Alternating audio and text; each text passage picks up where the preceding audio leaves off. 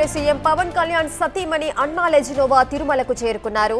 ఆమెకు గాయత్రి నిలయం అతిథి గృహం వద్ద అధికారులు స్వాగతం పలికారు. లెజినోవా అన్య మతస్థురాలు కావడంతో టీటీడీ డిక్లరేషన్ పై సంతకం పెట్టారు. అనంతరం ఆమె వరాహస్వామిని దర్శించుకుని తలనీలాలు సమర్పించారు. ఆమె ఈ రాత్రికి తిరుమలలోనే బస చేయనున్నారు. రేపు ఉదయం శ్రీవారిని దర్శించుకోనున్నారు. కుమారుడు మార్క్ శంకర్ అగ్ని ప్రమాద ఘటనలో సురక్షితంగా బయటపడిన తర్వాత తిరుమలకు వచ్చారు అన్నా లెజినోవా. మార్క్ శంకర్ త్వరగా కోలుకోవాలని శ్రీవారిని ప్రార్థించినట్టుగా తెలుస్తోంది. అందుకే హైదరాబాద్కు చేరుకున్న తర్వాత నేరుగా తిరుమలకు వచ్చారు అన్నా లెజినోవా.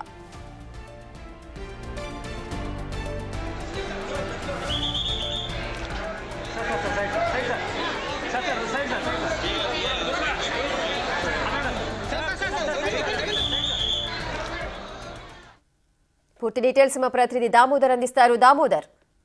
రేఖ, డిప్యూటీ సీఎం పవన్ కళ్యాణ్ సతీమణి తిరుమలకు 6:30 గంటలకు చేరుకున్న తర్వాత ఆమె పద్మావతి అతిథి గృహం వద్ద అధికారులు స్వాగతం పలికారు. ఆ తర్వాత నేరుగా ఆమె అక్కడ నుంచి ఏదైతే వరాహస్వామిని దర్శించుకుని అక్కడ స్వామివారిని దర్శించుకున్న తర్వాత నేరుగా పద్మావతి అతిథి గృహాల వద్ద ఉన్న కళ్యాణ కట్ట వద్దకు చేరుకుని తలనీలాలు సమర్పించింది. రేపు ఉదయం ఆమె సుప్రభాత సేవలో స్వామివారిని దర్శించుకోనుంది.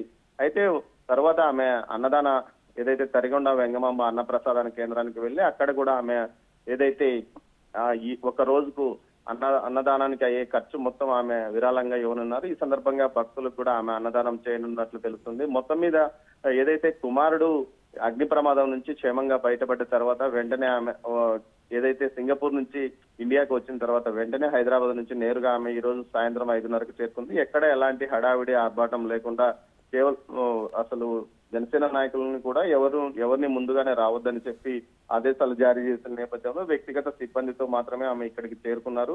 ఎయిర్పోర్ట్ వద్ద కూడా ఇలాంటి పరిస్థితి ఉంది. నేరుగా తిరుమలకు వచ్చిన తర్వాత ఆమె వరాహస్వామి దర్శనం పూర్తయిన తర్వాత కళ్యాణకట్టలో తలనీలాలు సమర్పించింది. ఉదయం సుప్రభాత సేవలో ఆమె స్వామివారిని దర్శించుకోనున్నారు. Rekha. Right, thank you Damodar, thanks for the details.